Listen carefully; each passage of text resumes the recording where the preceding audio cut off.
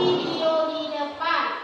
Video itu nantinya akan anak ibu tonton, dan video itu nantinya akan menjelaskan tentang ilmu.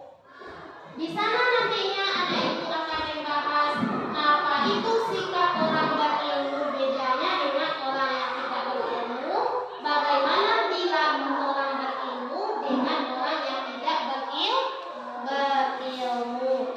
Baiklah, nantinya kita akan dibagi menjadi dua kelompok, ada kelompok 1 dan ada kelompok 2.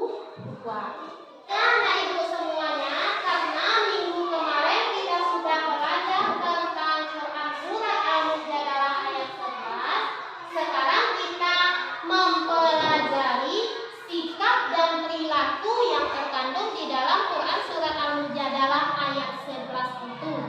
Baiklah, sebelum kita mulai pembelajaran, ibu akan menanyakan terlebih dahulu apa sikap dan perilaku yang terkandung di dalam Quran surat Al-Mujadalah ayat 11. Siapa yang bisa? Siapa yang tadi? Silakan Yuda. Satu, memiliki rasa ingin tahu dan berusaha untuk mendapatkan pengetahuan tersebut. Berarti sikap dan perilaku yang pertama yaitu memiliki rasa ingin tahu yang tinggi.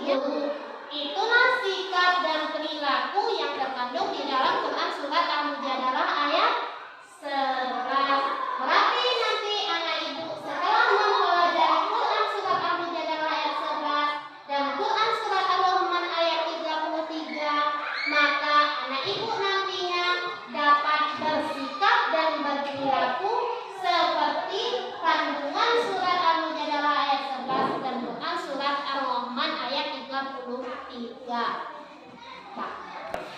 Baiklah anak ibu semuanya, sebelumnya ibu akan membagi kita kepada dua kelompok.